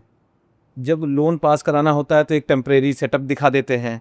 आप मसाले की फैक्ट्री के नाम पे लोन लीजिए, 2 मशीन लगा के और ये सब सेटअप लगा के 2 दिन के लिए फ़ोटो वगैरह लगा के कर दिए, लोन ले लिए, सरकार से उस पर 10-20% डिस्काउंट भी पा लिए। उसके बाद क्या होता है कि वो ठप पड़ा है, अपने आप को बाद में दिवालिया घोषित कर देंगे या कुछ कर देंगे, 50 लाख का नुकसान। ये सही उनके परिवार। ये फाइनेंस एजेंसी की बात चल रही थी। हमारे पिताजी भी शुरू में एक ऐसी एजेंसी दोस्तों के साथ मिलकर खोले थे या साथ में काम करते थे, पता नहीं, मतलब हम छोटे थे, तो वो दिवालिया होने की कगार पे आ गई थी। उसे इतने लोन बांट दिए थे लेकिन, और उसकी अर्निंग नहीं हो पा रही थी, कुछ ऐसा था। हमारा अपना पैसा वहाँ जमा था, वो हमारे पिताजी निकाल नहीं पा रहे थे, लेकिन लोगों को लोन जरूर दिलवा दिया था, उनसे वसूली भी नहीं कर पा रहे थे, और हमारा पैसा डूब गया। मतलब काफ़ी, मतलब उस समय अगर नहीं भी मैं कहूँगा, मुझे याद नहीं होता, लेकिन अगर मैं 1 लाख रुपए भी कहूँ तो उस ज़माने में 96, 93 या 2 की बात है, उस समय 1-2 लाख रुपए बहुत होता था, और वो जो धीरे धीरे करके जमा किया हुआ पैसा है, मतलब वो सब डूब गया। तो यही है कि मतलब आज तो संकोच के मारे जिसको लोन दिलाया उससे वसूल नहीं पा रहा है और अपना पैसा डुबा दिया। एक सेकंड, आज भी सुनते हैं वो इस बात पे। तो संसद का सत्र चल ही रहा है और एक रवि किशन ने बहुत महत्वपूर्ण मुद्दा उठाया है, एक देश एक समोसा, एक चटनी एक रेट। अगर एक चटनी होगी तो फिर वो बाबा नाराज हो जाएंगे जो 2 चटनियों की बात करते हैं, हरी खाई थी या लाल खाई थी, कृपा रुक जाएगी। तो क्या पता वो ऐसा सोच रहे हो कि एक ही चटनी ऐसी बनाई जाए जिससे सारी कृपा हो जाए। तो एक देश एक चुनाव, मतलब रवि किशन का जो मुद्दा था वो एक देश एक चुनाव पे रह गया। वही वाली बात कि नैरेटिव में आदमी ने उतना ही उठाया जितना। हालांकि रवि किशन ने आगे जो कहा उसमें ये था कि अगर दाल है तो वही 200 ग्राम दाल 5 स्टार में 2-2.5 हज़ार की है, मिड में 1000 की है, उससे थोड़े और लोअर में 500 की है, और कहीं आप ढाबे पे खा लो तो 100 रुपए में। मैं खुद स्विगी जोमेटो करते हुए मैं जब देखता हूँ तो कोई बढ़िया रेस्टोरेंट है तो वही दाल 250 में आ रही होती है, 300 ml का शायद देते हैं वो, और कोई लोकल उससे कर रहा होगा तो वही मुझे 150 रुपये में मिल जाती, और कई जगह तो भाई 1000 रुपये भी वसूल मुझे रवि किशन का मुद्दा गलत नहीं था, उसको किस तरह से प्रेजेंट किया गया ये देखने वाली नहीं, मुद्दा तो देखिए गलत नहीं था। अगर वो उठाते कि चलो फिल्म इंडस्ट्री से हैं, अगर वो ये उठाते कि भाई समान वेतन होना चाहिए फिल्म इंडस्ट्री में, 2 भांत नहीं होनी चाहिए कि एक्टर को इतना मिल रहा है एक्ट्रेस को इतना मिल रहा है, तो भी समझ में आता। पर मुझे ऐसा समोसा एरिया ऑफ इंटरेस्ट भी देखना चाहिए, किसका इंटरेस्ट क्या है। हाँ, वो यूपी रवि किशन को समोसा पसंद है, हाँ समोसे पसंद, पर मैं किसी बड़े ढाबे पे गए हों और कहीं लोकल में उनको अंतर ये समझ आया हो। और मैं इसमें थोड़ा सा ये ऐड करूंगा कि मैं सहमत हूँ रवि किशन की बात से, क्योंकि जिस हिसाब से 700 रुपये में आपको एक दाल मिलती है ना, जिससे सिर्फ एक ही आदमी ढंग से वो नहीं खा शेफ पाता, का वो हो जाता है ना, ठीक खर्चा। है। मतलब मेरा दो चीज़ों को लेके है, ये सिर्फ खाना ही है, मेरा एक चीज़ को लेके ये है कि सरकार को एक चीज़ ये भी करनी चाहिए कि जो अस्पताल हैं उन वहाँ पे फिक्स होना चाहिए। नहीं। सरकार को लिमिट में उन्हें बोलना पड़ेगा, मतलब रेट फिक्स होने चाहिए आपके, कि अगर ये ऑपरेशन है किसी का हार्ट का तो आप इतना ही ले पाएंगे, ये ऑपरेशन है तो आप इतना ही ले बिजनेस कैसे पाएंगे। करेगा आदमी? तो जनता को भी तो देखना पड़ेगा। अरे तो ये तो बिजनेस की दुकानें हैं ना, ये तो ये तो उसके लिए आपके लिए फिक्स रेट के लिए तो सरकारी अस्पताल है जहाँ आपको डॉक्टर नहीं मिलेगा। वो वो शिक्षा में जब आप नहीं कर पाए, एक देश एक शिक्षा नहीं हो पाया भाई। किसी स्कूल की फीस एक ऑपरेशन एक रेट। 30,000 है, मैं वही कह रहा गांव हूँ, में वही 300 ऐसे रुपए है। ऐसे बहुत से विषय हैं जिन पे सरकार को करना चाहिए। आप ये सोचो ना कि आप किसी बड़े हॉस्पिटल में चले जाओ, लीला कौन सा है वो, लीलावती या कौन सा है उधर, लीलावती भी है, लीलावती, वही में लीलावती हाँ, मैक्स हो गया। तो उसमें चले जाओ, उसमें एक अलग रेट है। आप मैक्स या में आ जाओ, उनके एक अलग रेट हैं, कैलाश के अलग रेट हैं। और मैंने कई किस्से ऐसे भी सुने हैं, एक तो ये हेल्थ इंश्योरेंस के बाद या आयुष्मान भारत के बाद रेट सीधे डबल कर लेते हैं ये लोग, समझ से बाहर है। एक अस्पताल है, नाम नहीं लूँगा, एक ट्रस्ट का अस्पताल है आपके उत्तराखंड में, बड़ा अस्पताल है, और मुझे लगता है कि उत्तराखंड की 70% जनता वहीं जाती होगी। एम्स की बात नहीं कर रहा हूँ, एक ट्रस्ट का अस्पताल है। आप नहीं, कैश में, अब बात करो। आप कैश में स्टेंट डलवा लीजिए हार्ट में, 1,00,000-1,15,000 में डाल देंगे। आप आयुष्मान कार्ड या वो ले जाइए, 2.5 लाख रुपए का बिल बनेगा। मतलब मेरे किसी ने जानने वालों ने कराया, दोनों ने सेम जगह से कराया, दोनों के रेट में डिफरेंस था। देखिए असमानता तो अस्पतालों में, मैं दूर की क्या बात बताऊं, मैं पिछले महीने की बात बता रहा हूं। गाजियाबाद का है, मेरा एक कजिन ब्रदर लगता है। सुबह मेरे पास फ़ोन आता है कि एक्सीडेंट का मामला था, कि बाइक डिवाइडर टकरा जाती है। तो उसके दोस्तों का फ़ोन है, मैंने कहा कि जो आसपास अस्पताल हो वहाँ तुरंत ले जाके एडमिट कराइए। वहाँ एक अस्पताल था, एडमिट कराया गया, काउंटर पे जाते ही 30,000 रुपये रखवाया गया। ठीक, हमने कहा भाई घबराए हुए हैं, तो व्यवस्था करके 30,000 रुपये दे दिया गया। फिर इलाज चल रहा है। फिर मैं 1 घंटे बाद वहाँ पहुँचा, तो डॉक्टर प्रोफेशनल तरीके से, डाइटिशियन आता है, ये आता वो आता है, सब पूछते हैं कैसे चीज़ें ट्रीटमेंट चल रही हैं। ट्रीटमेंट के नाम पे एक अलग से कमरे में आधे वार्ड में लिटाया जाता है। 3-4 टाँके लगते हैं, पूरे दिन भर के बता रहे हैं, 3-4 टाँके लगते हैं। डाइटिशियन जो आती हैं पूछ के जाती हैं कि लिक्विड ले सकते हैं, ये वो नारियल पानी के नाम पे 20 रुपये का वो जो टेट्रा पैक आता है वो आता है। और अलग अलग टाइम पे डॉक्टर आके या नर्स आके, ऐसे वही व्यवहार होता है। शाम को जब बिलिंग कराया जाता है, मतलब वो एक रात रोकने के लिए बोलते हैं। फिर भी मुझे थोड़ा थोड़ा समझ में आने लगा कुछ दिक्कत, मतलब सिस्टम इनका कुछ गड़बड़ है। वो मुझसे पूछते हैं कि इनका इंश्योरेंस और ये सब है। मैंने कहा ऐसा तो कुछ भी नहीं है। तो अच्छा, तब मैं जाके पता करता हूँ, तो चलो उतनी देर का 75,000 रुपये का बिल बना देते हैं। 25,000 रुपये महीने कमाने वाला लड़का गाजियाबाद में, एक दिन में 5 टाँके उसको लगते हैं, एक नाक पे आँख पे, जो भी हो ट्रीटमेंट होता है। वो सामान्य 100-200 रुपये में गांव मतलब अलग बगल के डॉक्टर टाँका लगा के 500 रुपये 1,000 में कर देते। शाम को 75,000 रुपये की बिलिंग करा के डिस्चार्ज कराया जाता है। फिर घर से अगले सप्ताह फिर उसके 50 रुपये में साफ़ सफाई करके टाँका खुल जाता है, सब कुछ हो जाता है। 1 महीने पहले की मैं बात बता रहा हूँ, 75,000 रुपये। ये तो चलो, ये तो एक्सीडेंट का केस आप बता रहे हो, हम तो आप गवाह हैं। सिंपल सी घबराहट में पहुंचे थे, 15,000 रुपये झाड़ लिए दो घंटे के अंदर। 2 घंटे में 15,000 इनसे ले लिया गया। तो और उसके बाद भी 10 डॉक्टर के वो लिख दिए नाम कि इन डॉक्टर से सलाह करें, ये टेस्ट करवा लीजिए। हमने तो भैया हाथ जोड़े। बड़ी समस्या है, ये बड़ी समस्या है। और सरकार को ध्यान देना पड़ेगा, क्योंकि आप सिस्टम पूरा ऐसा नहीं कर पाए हो कि जो आप ही आयुष्मान में सब कुछ नहीं सिमट के रह जाता है। इतने सालों में हम सरकारी अस्पताल भी अभी ठीक से नहीं कर पाए हैं। और सच बताइए तो मतलब जो भी जिला अस्पताल है या शहर का आपका जो भी सरकारी बड़ा अस्पताल है या मेडिकल कॉलेज है, आप खबरें पढ़ेंगे ना अखबार खोल के, तो कहीं ना कहीं आपको शहर में मिलेगा लैब टेक्नीशियन नहीं है, या ये छोड़ के चले गया, या फला या कोई स्पेशलिस्ट डॉक्टर है ही नहीं। देखिए सरकारी सिस्टम और मेडिकल सिस्टम पे चाहे जितना भी सवाल उठ जाए, उठ सकता है ऊपर नीचे, इलाज कैसा हो रहा नहीं हो रहा है, लेकिन एक चीज़ इस बीच सुधरी जो है, मैंने प्रत्यक्ष रूप से अनुभव किया है। आंगनवाड़ी केंद्र और जो CSC PSC केंद्र है, उसमें थोड़ा बहुत सुधार हुआ है। आप मानिए ना मानिए, गांव में बच्चे को जन्म से लेके और जो 2 साल के बीच में जितने टीकाकरण होते हैं, इतने व्यवस्थित समय पे हो रहे हैं। बिल्कुल, नो डाउट।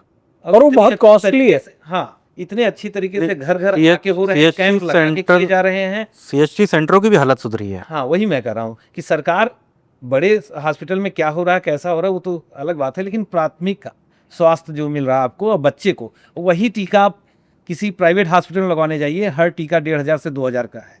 कम से कम बहुत 13-14 महंगे। टीके लगते हैं, वो 20 से 25,000 का 20 से आपका है। 25,000 में। और एक चीज़ और अच्छी हुई है कि दवाइयाँ जो आपको क्योंकि सेम सॉल्ट है, आप किसी ब्रांडेड का उसका नहीं ले रहे हैं, हाँ। तो आपको दवाइयाँ बड़े कम रेट में मिल जा रही हैं जन औषधि केंद्र जन औषधि केंद्रों में। और मैं खुद ही जन औषधि मुझे केंद्र से लगता है कि देखता हूँ। समय लगेगा, क्योंकि बदतर से बेहतर की ओर हम बढ़ रहे हैं। बढ़ रहे हैं, नो डाउट। पर पहिया प्राइवेट- घूम चुका है पहिया घूम रहा है, घूमेगा और अभी धीरे-धीरे स्पीड पकड़ेगा, स्पीड धीरे-धीरे पकड़ेगा। होगा। अभी साइकिल का पहिया है। हाँ, लेकिन फिर बात आती है कि एक समोसा और एक वो सीरियस, बहुत ज़्यादा सीरियस हो गए थे हम लोग। हाँ, समोसे पे ही लौट आते हैं। तो अब जैसे एक कहावत थी कि जब तक रहेगा समोसे में आलू तब तक रहेगा बिहार में लालू। मैं तो अब देख रहा हूँ, समोसे में आलू है और बिहार में लालू नहीं है। तो लालू ने नहीं नहीं, समोसे में आलू तो है, जो जिस समोसे की रवि किशन बात कर रहे हैं, लेकिन अभी दिल्ली में ऐसे समोसे भी आ गए जिसमें आलू ही नहीं है। मेयोनीज है आपका, बिल्कुल अलग अलग वेराइटीज वैरायटी आ गई है। वो तो मैं जानता हूँ, मेरे सामने ही लक्ष्मी नगर में। नूडल्स। मैं तो किसी दुकान का ऐड नहीं कर रहा हूँ, लेकिन इतनी बड़ी भी दुकान नहीं है। चीज वाले आलू हमने कभी कल्पना भी 80 नहीं तरह की। के समोसे, 80 तरह के रेट लिस्ट लगी है, 80 तरह के समोसे हैं, 20 रुपए से शुरू होके समोसे 80-90 तक। कीमा अगर समोसा। हर हफ्ते 2 समोसे, सॉरी हर दिन अगर 2 समोसे लाएं अलग अलग वैरायटी के, तो आप हमें 1 महीने में सारे समोसे टेस्ट तो आपकी करा। कृपा रुकेगी नहीं। मैं एक दिन लेके आया था, 2 तरीके का तो लेके आया था कि सर हर दिन 2 लाने, पनीर मलाई ऐसे करके था। हर दिन तो 2 नहीं, वैरायटी जो रवि किशन जी का मुद्दा था, समोसा एक दाम होना चाहिए, लेकिन मैं ये देख रहा हूँ कि जैसे कई जगह पे समोसे का साइज भी मैटर करता है साइज का भी जिक्र करा था उन्होंने। कि मतलब, पर वो फिर रेट भी तो कम हो जाते हैं ना। अगर आप 15 रुपए में कोई 2 समोसे दे रहा है तो उसका साइज इतना सा है, और कोई अच्छा सा उसमें एक काजू डाल दे, किशमिश डाल दिया, उसने साइज थोड़ा सा बड़ा रखा है, तो 25 रुपये या मुझे ऐसे- लगता है कि ये समोसे को समोसा ही रहने दिया जाए। ये जो काजू और तो आपकी जो आपको जो पसंद है आप वहीं जाके लेते हैं ना। जैसे हमारे यहाँ है कि भाई कोई कुमार का ही समोसा खाएगा, या कोई एक हमारे यहाँ महंगा राम हुआ करते थे किसी ज़माने में, तो महंगा राम के ही समोसे बड़े फेमस थे। महंगा राम के महंगे समोसे, महंगे नहीं, सस्ते हुआ करते थे। 50 पैसे का समोसे से हमने शुरुआत की थी, और मुझे लगता है लास्ट उसके बेटे आ गए थे बाद में, लेकिन जब तक महंगा राम जी रहे हैं तो मुझे लगता नहीं कि मैंने 2 रुपये से ऊपर का समोसा खाया होगा वहाँ पे। देखिए, समोसे समाधान की तरफ बढ़े अगर, तो एक चीज़ें तो ये है हो सकती हैं, जैसे आप रेलवे प्लेटफार्मों पे देखिए, वेंडर्स के लिए या रेलवे में के अंदर जो बिक रहे हैं, क्राइटेरिया तय है कि इतने 200 ml की चाय 10 रुपये में बेचनी है, पानी का बॉटल 15 रुपये में बेचना, जो भी है इस तरह से है। तो समोसे को लेके भी अगर लेकिन ये बहुत बड़ी मुश्किल है। समस्या अगर लग रही है रवि नहीं, क्योंकि- किशन के नज़र में, या समाज को लग रहा है कि समोसा एक बड़ा मुद्दा है, तो उसके लिए भी इस तरह के समोसा- जैसे माननीय सांसद जी को लगा है तो हमें भी लगना चाहिए, और हमें भी बात करनी चाहिए। समोसा बड़ा मुद्दा तो भारत में है। अभी एक रिपोर्ट आई थी ना कि कितने बाद में फर्जी कितने निकली। यार, फर्जी निकली हो। बाद में फर्जी नहीं निकली। कोई नहीं, लेकिन समोसा बड़ा मुद्दा है। हिमाचल प्रदेश के मुख्यमंत्री जी हाँ, की स्टोरी आप भूल गए समोसे को लेकर, कि समोसे को लेके हिमाचल प्रदेश इसके मुख्यमंत्री नाराज हो गए कि इतने लाख के समोसे खा गए। समोसे खा गए। देखो खाया तो उन्होंने कुछ और ही होगा, हाँ, बस बिल समोसे के लगे थे। उसके अंदर ये हो सकता है उस समोसे में आलू की जगह जो है फिलिंग जो थी, हाँ, पूरे के पूरे काजू बादाम इस तरह। वो RBI का कुछ भरा होगा उसमें। हाँ, ये वो समोसे तो समोसे से समाधान की तरफ बढ़ा जाए। अगले पे संसद का सत्र है, फिर ऑपरेशन सिंदूर पे हंगामा है।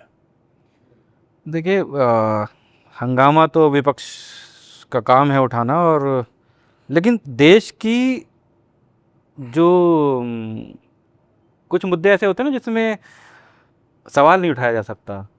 मुझे लगता है कि ऑपरेशन सिंदूर जैसा मुद्दा संसद में तो नहीं उठाना चाहिए। 2 दिन तक लगातार बहस हो रही है, और आप सवाल किस पे कर रहे हैं? आप सरकार पे कर रहे हैं या सेना पे सवाल उठा रहे हैं? मतलब आप उनके शौर्य पे सवाल कर रहे हैं एक तरह से। मतलब ये मेरा व्यक्तिगत टिप्पणी है कि आप, क्योंकि आप सरकार पे लंबे समय तक रहे हैं, आपसे किसी ने नहीं बोला कि 65 का आप सबूत दिखाएं या 71 के आप सबूत दिखाएं, या आपकी सेना लाहौर तक पहुंच गई थी 71 में, तो आपसे तो नहीं कहा आपने क्यों वापस आ गए थे। हमने तो नहीं कहा कि उस समय सेना को इतना अपमान सहना पड़ा था, या आपने बांग्लादेश अपने पास क्यों नहीं रखा, आपने अलग देश क्यों बना दिया जब आपने छीन ही लिया था। तो आज भी इसको शौर्य की तरह मनाते हैं, उसको विजय दिवस मनाते हैं। तो मुझे लगता नहीं कि ऑपरेशन सिंदूर में जो भी हुआ, जो नहीं हुआ, आप इस तरह की हंसी ठिठोले का माहौल बना के आप दुनिया तमाशा को कह क्या दे रहा दिखा रहे कोई सांसद, कोई कह दे रहा है कि ये सब हैं? कि मैंने सही देखा है, मैंने ठीक है देखा है, सुना है, जो भी हुआ। कौन सांसद थे वो कि दूर से क्यों मारा, पास जाके पास जाके क्यों नहीं मारा, ये गोगोई गोगोई। गोगोई का बयान था। वो इसलिए बोल रहा हूँ कि वो खुद दो अरे हाँ, वो वो नजदीक से देख के आए थे वो ना गोगोई पाकिस्तान साहब। नजदीक से देख चुके हैं वो। दरअसल क्या था कि भारत में विपक्ष की एक आदत ये हो गई कि हर चीज का उनको सबूत चाहिए। हम्म। आज चाहिए, सत्ता पक्ष को ये चाहिए था इस बार जब ऑपरेशन हो रहा था कि सबूत गैंग को मिसाइल्स वगैरह के साथ या ड्रोन के साथ लटका के वहां भेजना चाहिए था कि भाई देख लो, क्योंकि इससे पहले भी जो इस बार सबूत तो ऑपरेशन पर्याप्त थे, थे। उसमें भी सबूत मांग रहे थे वो। हम्म। इस बार तो सबूत पर्याप्त थे और सेना ने भाई कार्रवाई की थी। विदेशी मीडिया की रिपोर्ट तक में आया है कि यहाँ गिरा है। वो मतलब बड़े बड़े न्यूज़ चैनल्स की रिपोर्टर्स जो विदेशी मीडिया की बात करें, वो वहाँ लोकेशन ऑन लोकेशन बता रहे हैं कि ये नुकसान हुआ है। पाकिस्तान की संसद में इस बात को स्वीकार कर लिया गया, लेकिन भारत की संसद में इस बात को स्वीकार नहीं कर पा रहे हैं। अब सोचिए कि आज मैं कहीं देख रहा था कि राहुल गांधी के बयान और विपक्ष के बयान से पाकिस्तान के अखबार की हेडलाइन बनी है। गोगोई की स्पीच चली है भाई वहां के टीवीयू में। देखिए आप भी वहाँ की जो वहाँ की पाकिस्तान की नाकामियाँ या पाकिस्तान के बदहाल सूरतों का जो वहाँ के सांसद जिक्र करते हैं, तो हम यहाँ भी हम देखते हैं, बड़े चाव से देखते हैं। तो हम उनको वही चीज़ थाली में परोस के दे रहे हैं। ये प्रथा थोड़ी सी बंद होनी और अमित शाह ने कहा ना कि गोगोई साहब आपने पाकिस्तान जाकर तो देखा है, लेकिन पाकिस्तान के भी बॉर्डर पर खड़े होकर नहीं देखा आपने। उसके पीछे का भी अमित शाह जी के कहने के पीछे का भी रीजन था। गोगोई के ऊपर ये आरोप लग चुके हैं कि उनकी पत्नी पाकिस्तान हाँ, वो एक ISI बड़ा विषय के साथ चला है। काम कर चुके काम किया है पाकिस्तान जाके। अमित शाह जी जब भाषण देते हैं तो बीच बीच में उनके जो चुटीले अंदाज देखने को मिलते हैं। अखिलेश यादव के बारे में जैसे उन्होंने कहा, बीच बीच में टोक रहे थे, तो उन्होंने एक लाइन कहा ना कि अखिलेश जी आतंकवादियों का धर्म देख के दुखी मत हुई है। भाई तुष्टीकरण का मामला है और ऐसा है इस तरह अगर आतंकियों के धर्म के मामले में ही कल ही मालेगांव ब्लास्ट में 7 कन्विक्ट को बरी कर दिया गया है कि भाई वो सबूत ही नहीं थे उनके खिलाफ मिले, लेके पूरी एक थ्योरी कर दी गई भगवान। और अगर आप देखो भगवा आतंकवाद और हिंदू आतंकवाद की जो थ्योरी जिन्होंने गढ़ी, आज वो कह रहे हैं कि नहीं नहीं नहीं हमने ऐसा नहीं कहा, एक में आतंकवाद का धर्म नहीं होता। जब तुम ये नैरेटिव गढ़ रहे थे तब तो तुमने नहीं देखा। प्रेस कॉन्फ्रेंस हुई थी और मुझे लगता है कि आप गृह मंत्री के तौर पे वो बोल रहे हैं। आप चिदम्बरम फाइनेंस मिनिस्टर थे, वो ऑन कैमरा बोल रहे हैं, ऑन रिकॉर्ड सरकारी कार्यक्रम में बोल रहे हैं। तो यानी आपने तो गढ़ा था उस शब्द को दुनिया के सामने लाने। राहुल गांधी का स्टेटमेंट है, विकीलीक्स ने लीक किया, बताया था कि राहुल गांधी ने यूएस में जाके कहा है कि हिंदू एक्सट्रीमिस्ट से हमें ज़्यादा खतरा है देश में। ये राहुल गांधी का, और राहुल गांधी ही वो शख्स हैं जो कह चुके हैं कि भाई एक मंदिर जाने वाले लड़के लड़कियां छेड़ते हैं, और अब वही अभी इलेक्शन के टाइम पे फिर मंदिर घूमेंगे। भाई मंदिर घूमेंगे। राम मंदिर के मुद्दा हो, राम सेतु का मुद्दा हो, कहाँ पे कांग्रेस ने अड़ंगा नहीं डाला है।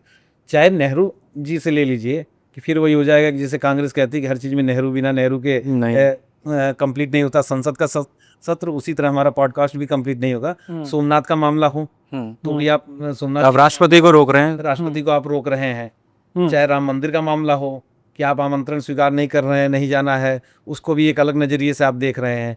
और संसद में जब ऑपरेशन सिंदूर को लेकर बहस चल रही है तो इनकी तैयारी देखिए किस तरह से कि आप, मैं एक 3 लोगों का जिक्र करूंगा और भी कर सकते हैं आप। प्रियंका गांधी बोलना शुरू करती हैं, खूब तालियां बजती हैं, लच्छेदार भाषा में बोलना शुरू करती हैं। जब वो कहती हैं मैं 25 लोगों के नाम गिनाऊंगी तो नाम लेना शुरू करती हैं, तो विपक्ष के लोग जैसे नाम लेती हैं उसके आगे भारतीय कहते हैं। बीच में टोका गया हिंदू, तो एकदम दृढ़ होके नहीं भारतीय, उसको अलग नैरेटिव आप बनाना। मैं कहता हूँ कि ठीक है भारतीय हैं। अच्छा, उनकी पोस्ट है पैलेस्टीन को लेके, किसको लेके, जिसमें वो लिखते हैं कि इतने मुस्लिम मरे हैं, नन को लेके आती हैं। भाई भारतीय हैं, मैं भी मानता हूँ, पूरा देश मानता है भारतीय हैं, लेकिन एक सवाल यहाँ उठता है, क्या भारतीय होने के नाते आतंकियों ने उन्हें मारा क्या? इस पे आप जवाब देंगे क्या? वो हिंदू थे इसलिए उनको मारा गया, कलमा इसलिए पढ़वाया गया। सिर्फ भारतीय का, आप कौन है? भारतीय हैं, छोड़ नहीं दिए जाएंगे। सही बात है। आप वहाँ बताते कि हाँ कलमा पढ़ लेते या ऐसे तो छोड़ दिए जाए। इस विषय पे तो आप आइए ना, नैरेटिव क्यों आप तोड़ना चाह रहे हैं? आतंकियों का धर्म मजहब नहीं होता है, आतंकियों के नाम पे आप को साफ सुन जाएगा। और जब बात आएगी कि हाँ कैसे मारा गया, पूरी नैरेटिव तोड़ने के लिए किस तरह बात होती है। एक दूसरा नाम मैं जिक्र करूंगा, हुड्डा साहब का।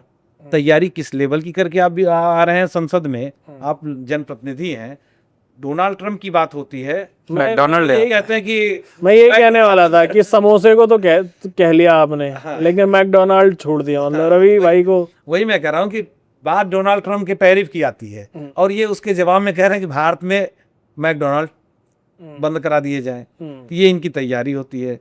तो गोगोई की बात करेंगे तो वो कह रहे हैं दूर से मारा गया, नज़दीक से मारा गया, कैसे किया गया, उसका सबूत उनको चाहिए। चिदम्बरम साहब का हिंदू आतंकवाद, भगवा आतंकवाद को लेके थ्योरी अलग गढ़ रहे हैं। पर ये ट्रंप के टैरिफ से ये तो साफ हो गया कि भारत ने उसकी मध्यस्थता ना स्वीकार की, क्योंकि अच्छा उसका तो तर्क ही ये था ना कि मैंने बिजनेस डील, ट्रेड डील देकर युद्ध रुकवाया। तो अगर तुमने बिजनेस डील, ट्रेड डील देके युद्ध रुकवाया कि कम टैरिफ का लालच दिया था, तो फिर अब टैरिफ क्यों लगा दी? तो ये भी साफ है कि भाई साहब आपने कुछ नहीं किया। फिर प्रधानमंत्री ने भी कह दिया। ऑपरेशन सिंदूर के बाद अब नया बहस छिड़ गई कि भारत की इकोनॉमी डेड है। राहुल गांधी बार बार कल से ये बोल रहे हैं, ट्वीट कर रहे हैं। और डेड है तो हम 5वें नंबर की अर्थव्यवस्था कैसे हैं भाई आज के ज़माने में? हम तो नहीं बोल रहे ना खुद से, दुनिया की वैश्विक संस्थाएं बोल रही हैं कि आप हैं, आपकी जीडीपी लगातार इम्प्रूव हो रही है। अच्छा, कोरोना के टाइम पे भी आपकी जीडीपी मेंटेन रही। डूबते को तिनके का सहारा, तो कुछ नहीं मिल रहा था, तो उसके बयान को। अच्छा, ये वाला बयान भी मैं बहुत अपरिपक्व मानूंगा एक विपक्षी नेता के तौर पे सदन के, कि आप भारत की इकोनॉमी को डेड बता के आप भारत का अपमान कर रहे हैं।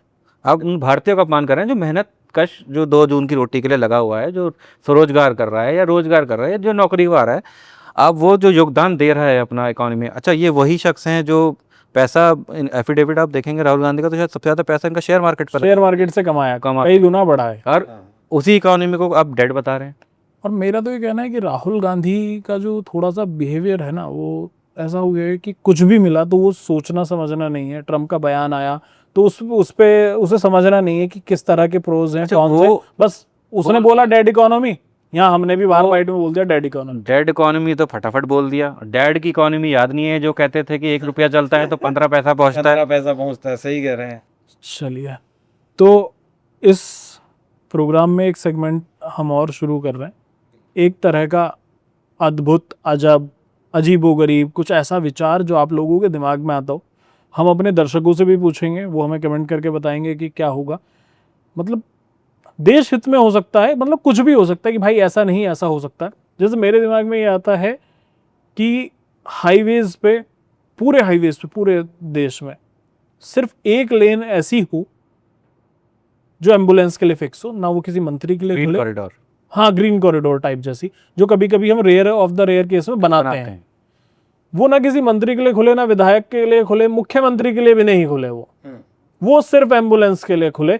एक सेपरेट बना देना चाहिए, क्योंकि कई बार हम लोग भी देखते हैं फंसती हैं एम्बुलेंस फंसी हुई है। आप क्या कर सकते हो? जो 1000-1500 गाड़ी खड़ी हैं, ऐसा तो नहीं करो कि हट जाओ हट जाओ हट जाओ, कोई जनता तो है नहीं कि लोग रास्ता देते चले जाएंगे। तो मुझे लगता है कि एक इस तरह का कॉरिडोर होना चाहिए। आप लोगों के मन में क्या विचार हो सकता है? लोगों के जब विचार आएंगे तो और भी चीजें, हाँ, और भी। लेकिन मैं इस पे ये कह सकता हूँ कि पर्टिकुलर लेन आप दे सकते हैं, लेकिन परमानेंट नहीं दे सकते हैं। सर, मुझे लगता है कि अगर आप परमानेंट नहीं देंगे, इस रूट का जगह नहीं, कहाँ किस रूट पे आप दे सकते, जहाँ पे हाईवे और ये जो सड़कें होती हैं 12 फुट 24 फुट की सड़कें, आपके जो क्राइटेरिया के हिसाब से 5-5 6-6 फीट तो आपके अतिक्रमण से गिरी रहती हैं। नहीं, हाईवे, इधर गाड़ी, नेशनल हाईवे की बात करो, स्टेट हाईवे की बात कर रहा हूँ। दोनों की बात कर रहा हूँ, क्योंकि एम्बुलेंस अगर आप, शहर के बीच में अस्पताल में आएगी बाद में ना, हाँ, तो वो तो वहीं फंस जाएगी। हाँ, तो वो एक ग्रीन कॉरिडोर बनाते हैं ना, rare of the rare case में, कि अगर हार्ट ट्रांसप्लांट हो रहा है तो वहां से आ रहा है पूरा इतने मिनट में, मुझे लग रहा है इतने किलोमीटर। मुझे लग रहा है कि इस पे जब बातचीत आ ही रही है तो मुझे लग रहा है कि तकनीकी ऐसी विकसित करनी चाहिए, सबके मन में होता है एडवांस तकनीकी विकसित करनी चाहिए, कैसे ड्रोन के जरिए एम्बुलेंस, अभी देश एम्बुलेंस उतना आगे नहीं पहुंचा, उठा के सीधे हर हॉस्पिटल में, ऐसे जैसे हेलीपैड बनते हैं, हेलीकॉप्टर उतरते हैं, उसी तरह हर हॉस्पिटल में एक व्यवस्था आज नहीं तो 5 साल बाद की चीजें हो सकती हैं। चलिए, और वो भी सकती है। बीआरटी कॉरिडोर बनाया था दिल्ली में बीआरटी कॉरिडोर बनाया था बस रैपिड ट्रांसपोर्ट की, वो बस ही गुजरेगी उसमें, तो आपका मतलब विचार अच्छा है, लेकिन फिर आप अजीबो गरीब विचार का सेगमेंट है, तो मेरा तो अजीबो फिर गरीब अगर- विचार है कि एक सेपरेट लेन हो, उनका है कि ड्रोन हो, आपका क्या है? तो मैं आपके विचार में ही जोड़ दूंगा, V4 हैं तो 4 विचार आने चाहिए, 3 2 आगे हैं। बाकी जनता से लेंगे उनके हाँ, तो विचार। एक उनके लिए छोड़ते हैं, एक मैं बताता हूँ। हाँ। तीसरा विचार, हाँ। तो जो लोग बाइक से ट्रैवल करते हैं हाँ। बारिश के दिनों में, हाँ, तो मुझे लगता है फिर उनके लिए भी एक अलग लेन होनी चाहिए, क्योंकि वो गाड़ियों के बीच में जब फंस जाते हैं ना, क्योंकि गाड़ी वाला तो बरसात में बैठा हुआ है, आराम से चैन से पहुंच जाऊंगा मैं। सही बात है। बाइक वाला परेशान होता है बेचारा, भीग रहा है, बैग भी बचा रहा है, कपड़े भी बचा रहा है, जूते भी बचा रहा है, और थपेड़े भी खा रहा है उनके छींटों के, मौसम की मार गाड़ियों के चलने से वो जो छींटे पड़ रहे हैं उससे भी नहा रहा है। और ये प्रॉब्लम तब ज़्यादा हो जाती है जब वो ऑफिस आ रहा है। समय पे तो आके चलिए, 3 अजीबो गरीब और अलग तरह के विचार हमने बता दिए हैं कि एक अलग लेन हो एम्बुलेंस के लिए। उनका कहना है कि एम्बुलेंस को ड्रोन से उठाकर जाम पार कराया जाए। एक बाइक के लिए अलग लेन की डिमांड है। आपकी क्या डिमांड है? अजीबो गरीब होनी चाहिए, जो सरकार अभी करने की इच्छुक नहीं होगी, हो सकता है भविष्य में हो, लेकिन ऐसा जो मास्टर देश हित प्लान में में, शामिल करें। हाँ, जो अपने मास्टर प्लान में भविष्य में शामिल कर पाए। तो बहुत बहुत धन्यवाद आपका, और आप कमेंट करके ज़रूर बताएं कि आपको ये कैसा लगा, अपनी राय हमें ज़रूर दें। तब तक के लिए हमारे साथ बने रहिए। नमस्कार।